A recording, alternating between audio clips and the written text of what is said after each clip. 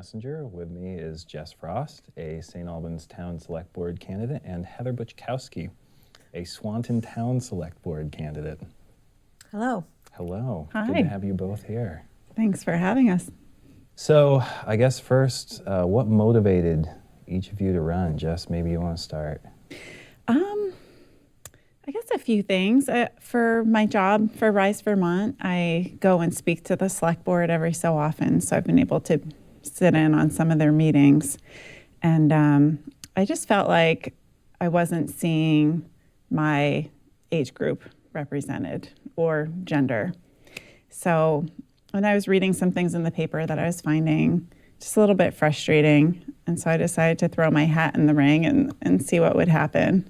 I'm hoping that it just would be nice to see a board that's more representative of the population that we have right now. Mm-hmm. Heather, how about you? Well, I've been recording the shows for 7 years, and I've learned so much from that, and I really enjoy watching them, especially I do the village and the town, but I really enjoy the town. I think they're really respectful, and I think that they do a really good job, and they really taking consider of the taxpayers' money. But I also see a lot of ways that we can grow. And I do see there's so much that's happened in the last few years with the Swanton Enhancement Project and the strides that they've made. But for me, I was just having a hard time. And the select board's pretty good about letting me go and talk during the meetings and the public comments.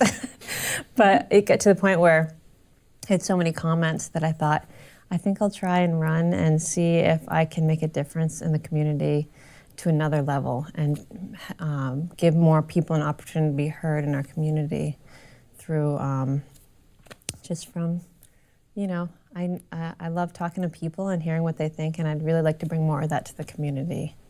And so that's why I thought I can give people a voice through what I'm doing here. Yep, common theme there. Mm-hmm. So, Jess, you're looking for a more representative board. Are there issues that you think are specific to you that maybe the board isn't thinking about? Passion projects? I definitely think the town needs to start building up some infrastructure around recreation and sidewalks and things that people are looking for. Like I know people move out of the community and look for communities that have walking and biking and, connected recreation and places where their kids can go and ride their bikes and they don't have to worry about the traffic. And St. Albans has so many of those key features. I mean, we have the lake and the Bay Park and Hardack, and the town forest is now going to be a mountain bike area. And if there would be some way to kind of connect them all and really build this into a town where people want to go to recreate, whether we're bringing tourists in or they live here, and it draws people to actually move here and stay here and raise their families here. Mm. So that's definitely kind of where my initial drive comes from. And the town has been working on that. I just think we maybe need a little bit of a bigger push. And you work with Rise Vermont anyway. Maybe you want to explain a little bit about what it is specifically that you do with Rise. Yeah, so Rise is a program where we work throughout the whole community. So I do work with teachers and schools and businesses. But on the municipal end, we try to work with the towns and cities to make policies within the community or to build up infrastructure to make it a healthier place for us to live. So for the town forest is something I've been working on since I started 4 years ago. And we hired, Rise Vermont actually gave the town a grant to have a trail plan developed. So we got this beautiful plan, but then to actually build it, we needed money. And so that's always the hard part. But over the years, we were able to work with probably 5 different funding groups, including our local Rotary, the National Rotary. We had a state buildings and grounds grant, the Vermont Mountain Bike Association, Rise, and then the town kicked in a little bit of money too. And this spring, we're going to be able to build the trail project. And it was designed by Sinuosity, who's designed incredible trails throughout the whole state. They have a following. Like if people know that Sinuosity built these trails, they're going to come here to ride them. Fantastic. Yeah, so it's exciting to have seen that project go all the way through, and I would just love to be able to carry that momentum through the rest of the community. Yeah, a long time coming. Heather, what about you? I mean, you're in the community all the time, not just covering the town and village meetings. How else are you active? I'm in the Swanton Arts Council. I'm in the Swanton Enhancement Project. I'm involved in the PTO lightly. I always help when they need help, but I'm not as active in that one. You may want to spell out what the PTO means. For... parents, teachers organization. Okay, there we go. Just in case. You never know. So it handles a lot of the fundraising for the school so that everybody can go to field trips at a low cost that's affordable for everyone. And there's other things too, like teacher appreciation. That's what I run, is the teacher appreciation at the end of the year, where every day for a week, the teachers get a little blessing every day to let them feel motivated that they're doing a good job, and we appreciate them. I'm also involved in the Make-A-Wish Foundation with the upcoming auction and dinner coming up at the end of March. Subtle plug. And that's a great event of blessing children in the community of Franklin County. And I like to do, I also have a group on Facebook called Thrifty Living in Vermont, and I really enjoy that one because I help people live thrifty and within their budgets, and so I do a lot of volunteering. I'm a stay-at-home mom, so I really enjoy volunteering in the community and giving back. That's probably my favorite thing. But I have kids, so we go and do stuff at the library. I take them to the library, and we have fun there. So yeah, I do enjoy my community a lot, and I'm very deeply involved. So I like it a lot. Thrifty living sounds appropriate if you're running for the select board. Yeah. It should, I think. Yeah. So how about your work with the Arts Council? That's a pretty diverse bunch of people. I'm a board member officially, but I really enjoy doing craft shows. I organize craft shows. They're artisan-only craft shows, and I really enjoy lifting up these artists so that people can see their work and see that what they put into it and their skills, and give them an opportunity to shine. And so I do a craft show. And before the craft show, I do an artisan spotlight, and each person gets a day that they get their stuff shown on Facebook and the website and whatever, and so that people have like a little boost before the event. This year we're doing something really exciting. I don't want to get off on a tangent, but we're doing a little teaching class before the event so that people can each put their best foot forward for the craft show too, that my friend Karen Fortin's doing. Great. At our sugar house. So I do really love helping others, and I think that's why I wanted to do this. How about the reactions you two have had in your communities about running for these positions? It's been really positive. Yeah? Yeah. I wasn't sure what to expect. I've gone door to door a few times, and everybody's been very welcoming and very positive, no matter what their age or gender. I think a lot of people just like to see that there's someone interested in the town and what's happening in the town and wants to help. And people are really willing to share like their ideas and their thoughts. And for the most part, I feel like our thoughts and ideas are aligning. People want more recreation. They want just a select board that's accessible and that they feel like they can share their ideas with. And you think you would be able to work well with the other members of the board? It seems like it can turn into sort of a tempestuous environment sometimes. Yeah, I've been in meetings where I've seen some, heated moments exchanged. But I'm very level-headed. I'm pretty non-react. I don't react quickly to things. I'm good at taking a pause, processing, and then responding. Partly probably from having 3 kids. You kind of have to keep your cool. But and members on the board, I have great relationships with them. a few of them have been really helpful and just in helping me figure out how to run a campaign and what I needed to do to get myself set up and registered. And the other ones who aren't directly helping me, when I see them, we have great conversations. Mm-hmm. Well, if you connect the dots in recreation down there, probably everyone will be so well exexercised. They'll be relaxed, just chilled anyway. out. They'll just mellow out. Heather, how about you? How have you been received in Swanton? Your candidacy? Pretty well. A lot of my friends are excited about it, and the townsmen and the village trustees have shown their support.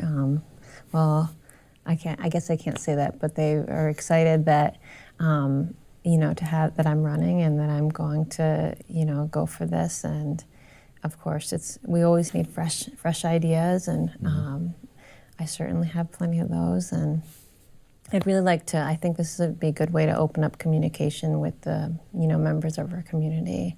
And I think that's something that we've struggled with for years: is how do we communicate with the taxpayers, and how do we know what they want, and how can, and I'd really like to focus on more of that, and I'd really like to get more community involvement, because a lot of the volunteers that are doing it are doing such an amazing job, but at the same time, it would make the load a little bit lighter if we could get more people involved and excited about all the things that are coming in. And of course, right now we're trying to get more people to have a destination to come to our community. And I know St. Albans has been doing that a lot lately too, where we want to have a destination community where people come from all over to come visit our town and see what we have going on. And that's, I think, why I like the Arts Council craft shows so much, is because it really brings people out to our town to spend some money and support our income and, share memories. And so, anyway, I don't think I answered the question. Did I answer it? Yeah, I think you did. Good. And the town and village board members, I don't think you're being critical of them in any way. I think they're very approachable. Yeah, I like them. Yeah. But do you feel like maybe people don't reach out as much because they don't see people that represent them so much? Younger people, maybe, multiple genders. Well, just more community representation. Nothing to do with the actual board members themselves, but no, I don't think that's the challenge that we face. Honestly, I feel like with the select board, I haven't seen a meeting where they aren't welcoming, and they're so welcoming and they're so friendly, and they will talk to the people in the crowd, and they're happy to have people. Oh, they're so excited to have people there. I am too. It makes it more fun to record. But and we had the Arts Council came to color that to draw pictures of them, and they received it really well, and it was a good time, and they're just very welcoming. But I think the challenge that we have now is, how do we get this content to younger generations? With things like Facebook and Instagram and other, things that are more on the rise than, going to the meeting. Not everybody, people at home with 3 kids can't necessarily pile everybody in the car and run over there. And with families moving away, there's less and less opportunities to be like, my sister can watch the kids because your sister moved away because there, wasn't enough opportunities for her or whatever. So we need more easy communication where people can just log on to Facebook and watch it live stream, or view the video on YouTube to get up-to-date information about what's going on in your town or community. And as somebody that records that, I actually do end up, whether I like it or not, learning all kinds of stuff about Swanton. And then I go home. But you like most of them. I like it, yeah. And so I go home and I'll see somebody complaining about something, and I'll be like, well, here's the story. This is what happened, and that's why they're doing this. And if we just had some way of communicating that was a little bit more straight shot, I feel like that would really benefit the community, because then we'd have more input. And yeah, I agree. that's what I find, at least. So having people carve out time to go sit at a 2-hour meeting. well, a is lot of really people work challenging. too, so they get out of work at 5. The meeting's at 7. They have to go home, make supper, and whatever else, and then they have to get back in the car again and go to the meeting, and it is challenging for a lot of working families. Yeah, I would think a Facebook Live, or even like, 30 minutes before the meeting starts, we'll be on Facebook Live and ask us your questions. These are what we're talking about tonight. Yeah. Give us your comments. Yeah. Just some way to make it more open and easier for people to feel like they're engaged. Or even like if it was online and say, here's the email, I'd love to hear your input. And then you can get a good idea for the next meeting and say, okay, so-and-so wants more of this in our community, and so-and-so wants more of this. And then it would give them the opportunity for people to get involved. And I think people do want to be involved. We, like speaking of the town forest, when we did a kickoff event up there 3 years ago, we did a big cleanup and just put it out to the community, and probably, I think it was 40 people who came with like their own tools to clean up brush and rake. Like they want these things in their community to be nice. Yeah. You just kind of have to, it can't be come to our 2-hour meeting and tell us like, here's one day, come for a few hours if you want to help. Right. And help. Absolutely. Yeah, absolutely, I agree. And I'm sure the other board members would love that kind of outreach as well. The trick is actually doing it. Is that something you two would maybe be interested in if elected? Pursuing that kind of social media outreach, whatever? I would definitely pursue it, Yeah. Yeah, I think it's key to getting more engagement in the town. So you two both became involved in select board activities through your respective positions, is that right? I mean, Rise Vermont, obviously, recording the meetings. Yeah. Do you think you two would have been involved otherwise? Would you have been aware of for example, how a select board meeting is conducted? I'm not even sure how many younger people or middle-aged people really understand how local government works. The positions, the organization of a set meeting. I would say probably not, because I probably wouldn't have seen it as something that I could be a part of, because it just, you read the paper, I've always read the paper, you read an article. I've written a few editorials in the past, even before I worked for Rise. But it wasn't until several people on different occasions said, I think you should run. I think you should run. And for about a year, I said, no. I am not 100% sure if I want to get involved at that level, and the time commitment, and there's always excuses, but it just kind of came down to, it's an opportunity. I can make this work. I have 3 girls, and with all the women getting elected now, they are aware of that too, and they were like, Mom, you have to do this. This is an opportunity, and it might not come around again. So I decided to just go for it.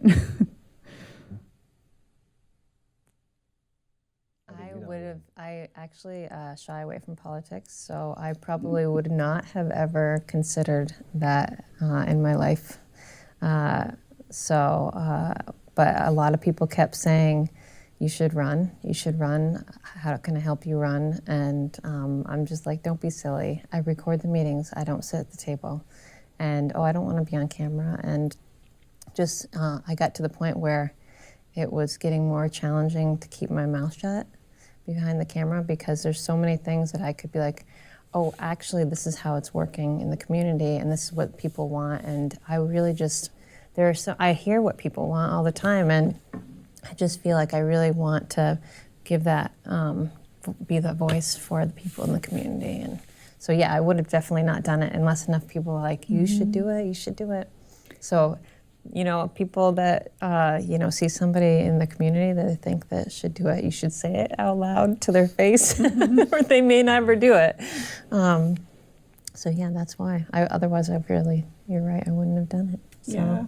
And then actually, Heather and I were both at this leadership summit. I can't remember the name of it. That's right. I forgot all about that. So, the Swanton Enhancement Project ended up sending a few of us to that, and you were at that too. This was the Castleton leadership. In the fall, and I went for Rise, and it was really perfect timing for me, because the theme of it was all about, you can run for local office, like you can be in leadership, and you got to pick your breakout groups. And I went to one with Deb Markowitz, I'm not going to think of the right name now.